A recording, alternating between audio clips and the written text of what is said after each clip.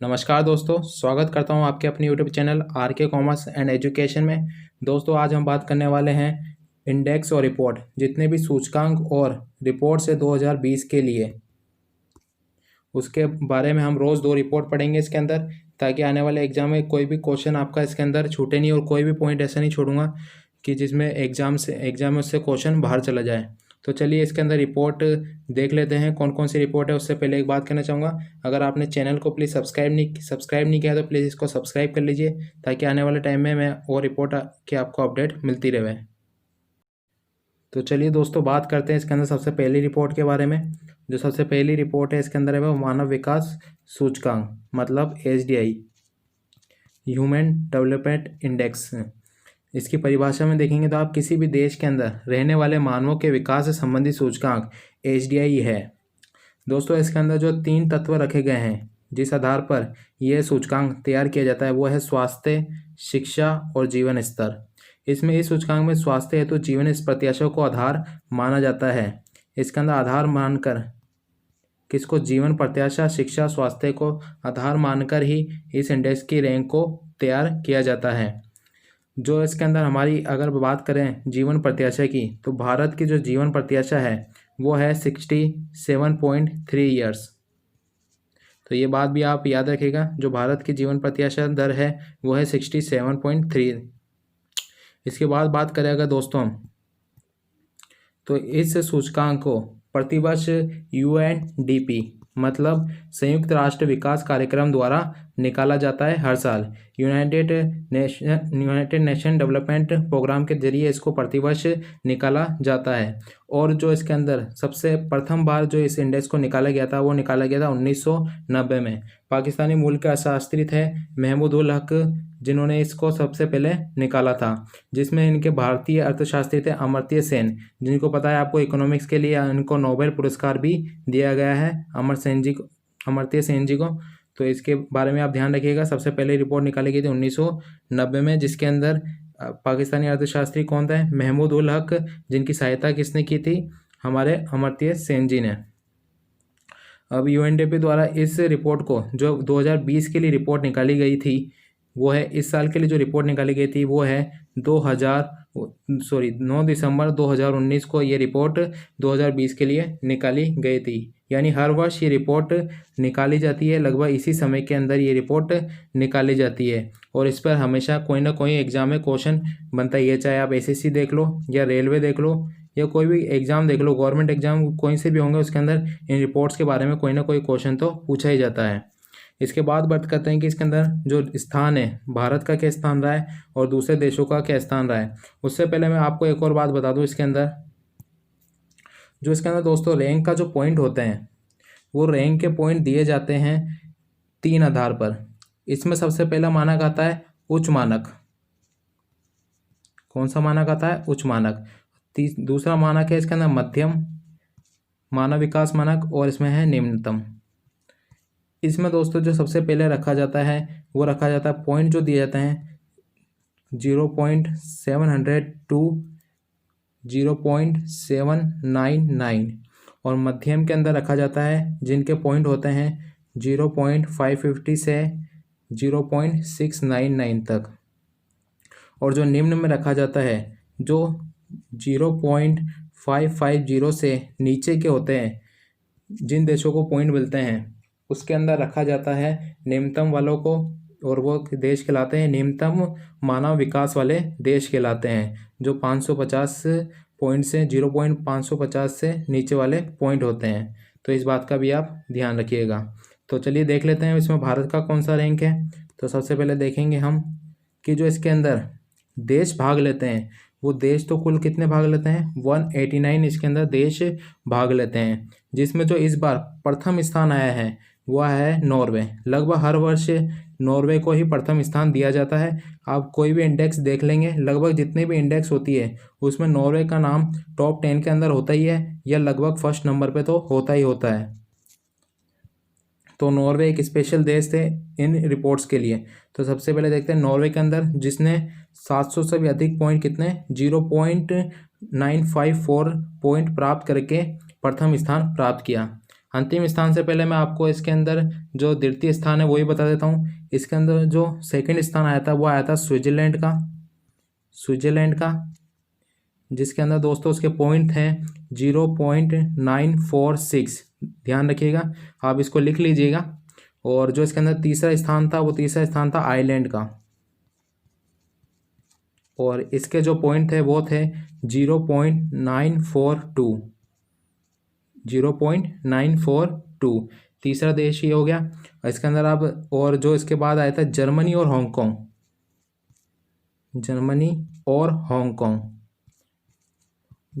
Hong Kong को इसके अंदर लगभग एक ही स्थान मिला था, क्योंकि इन दोनों के पॉइंट कितने आए थे 0.939। इन दोनों के पॉइंट इतने ही आए थे, तो इसलिए इनको कौन से स्थान पर रखा गया था, फोर्थ स्थान पे इनको रखा गया था। तो इस बात का भी आप ध्यान रखें। अंतिम स्थान जो इसके अंदर आया था वो आया था नाइजर का, और जो इसको पॉइंट मिले थे 0.377 इसको पॉइंट प्राप्त हुए थे।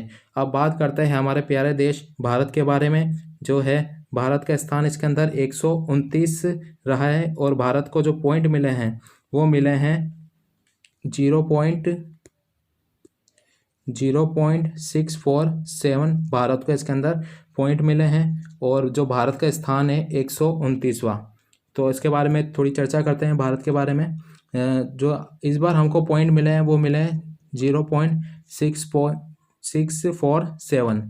जो हमारा स्थान कौन सा है, 129वां स्थान इसके अंदर हमारा है।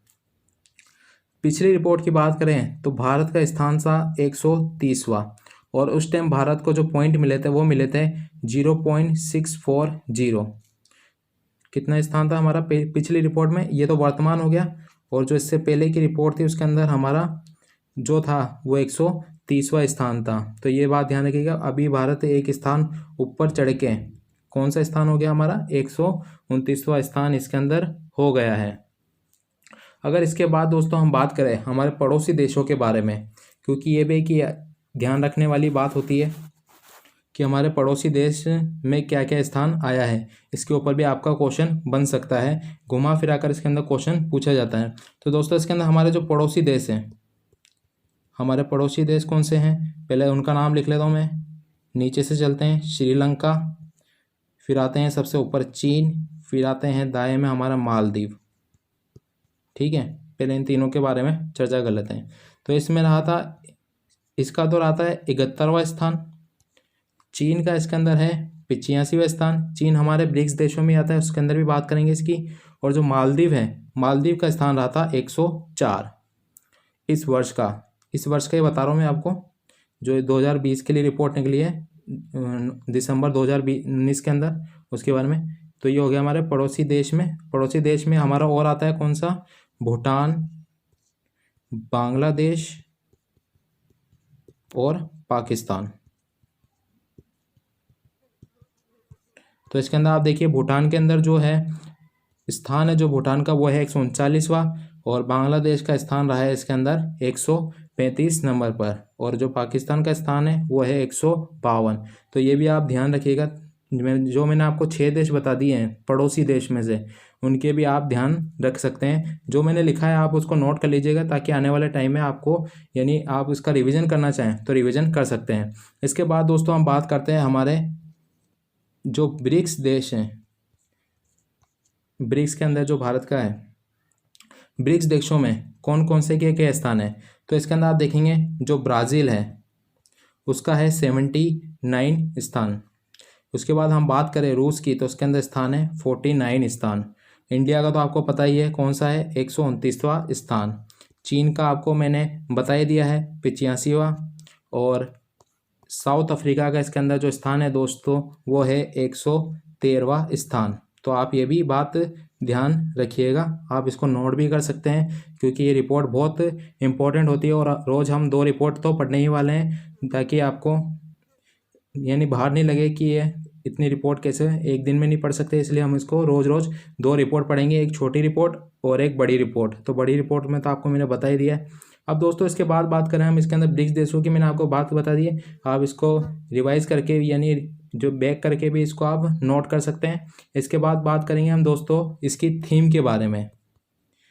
थीम इसके अंदर आपको इतनी इम्पोर्टेंट नहीं लगेगी, पर इसके बारे में आपको ध्यान रखना ज़रूरी है ताकि क्वेश्चन के अंदर आपको ऑप्शन मिले तो ऑप्शन से आप इसको पहचान जाएं।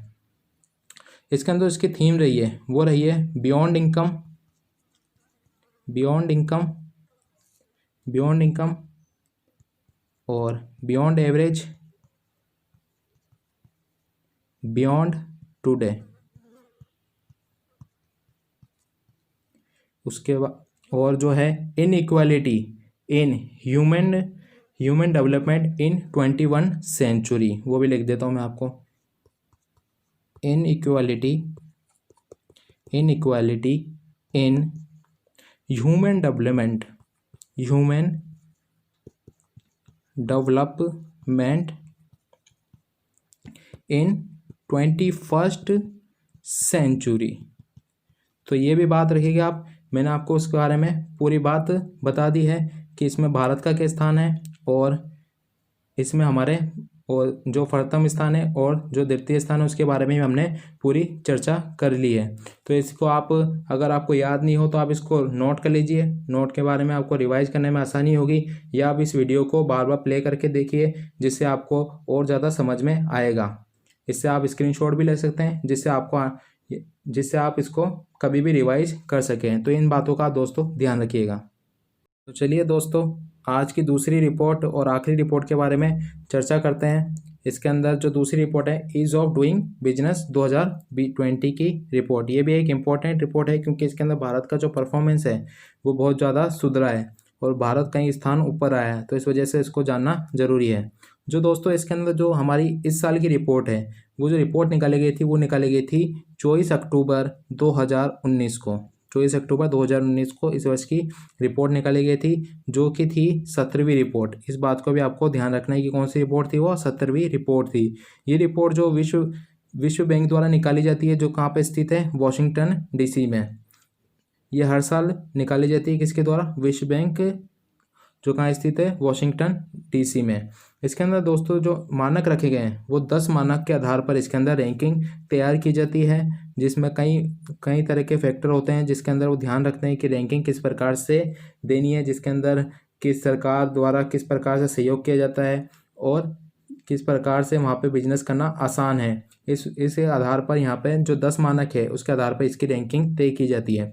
दोस्तों जो इसकी थीम है इस वर्ष की वो है comparing business regulation in 190 economies. Comparing कर रहे हैं ये 190 इकोनॉमीज का मतलब इसके अंदर कितने देशों को लिया जाता है, 190 देशों को इसके अंदर लिया जाता है। दोस्तों 190 देशों के अंदर कंपेयरिंग करके रैंकिंग तैयार की जाती है और इस बार की थीम भी क्या है, comparing business regulation in 190 economics. इस आधार पर इसकी रैंकिंग तैयार की जाती है। तो चलिए आगे बात करते हैं। आगे जो इसके अंदर हम रैंक की बात करेंगे तो इसके अंदर मैंने आपको बताया कितने देशों को ले जाता है, 190 देशों के अंदर परफॉर्मेंस के आधार पर ले जाता है। दोस्तों जो इसके अंदर जो होता है रैंकिंग का आधार होता है वो 1 से लेकर 100 तक होता है, जिसके अंदर 100 वाला शीर्ष पर होता है। ये समझिएगा, 100 वाला इस पर शीर्ष पर होता है और फर्स्ट वाला इसके अंदर अंत पर होता है। मतलब समझ गए ना आप कि फर्स्ट वाला तो अंत के अंदर होगा और जिसका 100 स्कोर हो गया, जो स्कोर हो गया जिसका 100 वो शीर्ष देश होगा। तो इसके अंदर आप देखिए जो शीर्ष स्थान इसके अंदर पाया है वो पाया है न्यूजीलैंड ने, अंतिम स्थान पाया है इसके अंदर सोमालिया ने, जिसका स्थान ही कौन सा है, 190 स्थान है, और भारत है इसके अंदर स्थान है 163वां स्थान। तो चलिए इसके बारे में पूरी बात करते हैं। इसके अंदर दोस्तों अगर मैं पूरी बात करूँ आपसे तो न्यूजीलैंड का आपको मैंने बताया कि न्यूजीलैंड का जो स्थान रहा है वो कौन सा रहा है, प्रथम स्थान रहा है। ठीक है, इसका पॉइंट कौन सा था, 86.8 पॉइंट था। इसी के बाद जो दूसरा स्थान देश है, दूसरे नंबर पर जो देश है वो है सिंगापुर, और तीसरे स्थान पर जो देश है वो है आपका हांगकांग। कौन सा है दोस्तों, हांगकांग।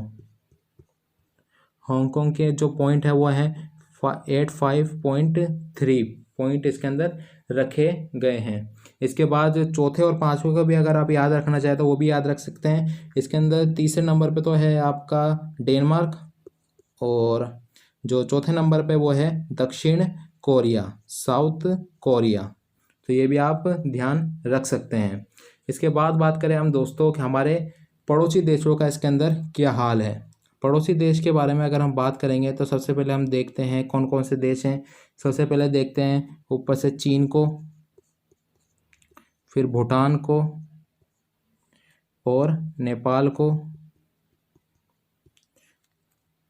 पहले 3 देशों के बारे में बता देता हूँ। जो चीन के अंदर इसके अंदर स्थान है दोस्तों वो है 31वां स्थान, और जो दूसरा स्थान इसके अंदर निकल के आता है वो है भूटान का, जिसका स्थान कौन सा है, ईज ऑफ डूइंग बिजनेस की रिपोर्ट के अंदर क्या रैंक है इसका, 89 नंबर रैंक है। और नेपाल का इसके अंदर रैंक है 94।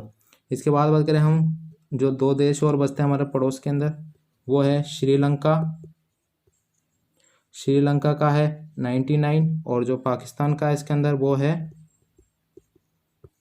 108। 2 स्थान इसके अंदर हैं, श्रीलंका और पाकिस्तान का है। श्रीलंका का तो 199 और पाकिस्तान का है 108। तो ये भी आपको ध्यान रखने वाली बात है। अब आते हैं ब्रिक्स देशों पर। इसके बाद ब्रिक्स देशों पे आएंगे तो इसके अंदर सबसे पहले बात करते हैं हम ब्राज़ील की। ब्राज़ील का जो इसके अंदर स्थान है, ज़्यादा सही स्थान नहीं है इसका स्थान है आपका 128वां स्थान है। रूस की अगर हम बात करें तो इसका स्थान है 28वां, और इंडिया का तो आपको पता ही है क्या स्थान है, 63वां। और इसके बाद बात करते हैं चाइना की, तो चाइना का मैंने आपको बता ही दिया है कौन सा स्थान है, 31वां। और जो साउथ अफ्रीका का इसके अंदर स्थान है वो है आपका 84 नंबर। तो ये भी आप नोट कर सकते हैं, क्योंकि ये ध्यान भी रखना आपका ज़रूरी है, कंपैरिजन आपसे क्वेश्चन के अंदर पूछा जा सकता है। इसके बाद बात करें हम हमारे प्यारे देश भारत के बारे में। भारत के अंदर दोस्तों जो इसकी परफॉर्मेंस रही है वो बहुत ज़्यादा अच्छी रही है। ये आपने जो रिपोर्ट पढ़ रहे हैं वो 17वीं रिपोर्ट पढ़ रहे हैं। जो इसके अंदर आप 16वीं रिपोर्ट पढ़ेंगे तो 16वीं रिपोर्ट के अंदर जो भारत का स्थान था वो था 77वां, और इसके अंदर 15वीं रिपोर्ट के अंदर जो भारत का स्थान था वो था 100 नंबर पर। और इससे पहले की रिपोर्ट में भी भारत का जो स्थान था वो तो 130 नंबर पर था। तो आप देख सकते हैं कंपैरिजन कि 130 से भारत सीधे 100 पर आया, यानी 30 देशों के अंदर 30 स्थान ऊपर आ गया था, फिर एकदम ही 77 पे आ गया, फिर अब जाके कौन से स्थान पर आया, 63वां। जो भारत की गवर्नमेंट का इसके अंदर लक्ष्य था वो था 50वां स्थान प्राप्त करना। कौन सा स्थान प्राप्त करना, जो लक्ष्य था वो था 50वां स्थान प्राप्त करना, लेकिन स्थान कौन सा प्राप्त किया, 63वां स्थान प्राप्त किया है। तो ये भी आपको ध्यान रखना जरूरी है। इसके अंदर भारत के जो आप पॉइंट के देख सकते हैं कि 71.0 पॉइंट मिले हैं भारत को, और जो न्यूजीलैंड जो शीर्ष स्थान पर है उसको कितने पॉइंट मिले, 86.2। तो दोस्तों इसमें हमारी 2 रिपोर्ट पूरी कंप्लीट हो गई है। इसके बारे में पूरी चर्चा कर ली है मैंने। अगर कोई भी क्वेश्चन है तो आप मुझसे कमेंट के अंदर पूछ सकते हैं, क्योंकि ये रिपोर्ट आने वाले टाइम के एग्जामों के लिए तो हिसाब से तो बहुत ज़रूरी है, क्योंकि ये इसके आधार पर कोई ना कोई क्वेश्चन तो पूछा ही जा सकता है। तो पहले अगर आपको वीडियो पसंद आई है तो प्लीज़ इसको लाइक कीजिए, शेयर कीजिए और प्लीज़ कमेंट कीजिए, और प्लीज़ सब्सक्राइब तो कर ही लीजिए, जिससे आने वाले टाइम में मैं आपको जो सीरीज़ ला रहा हूँ ये पूरी, उसके अंदर आपको सारी रिपोर्ट में समझा पाऊँ, क्योंकि एग्ज़ाम की दृष्टि से तो बहुत ज़्यादा इंपॉर्टेंट रिपोर्ट ही लाऊंगा मैं आपके लिए। जितनी भी इंपॉर्टेंट रिपोर्ट है वही लेकर आऊँगा आपके लिए। तो धन्यवाद दोस्तों, मिलते हैं अगले वीडियो में।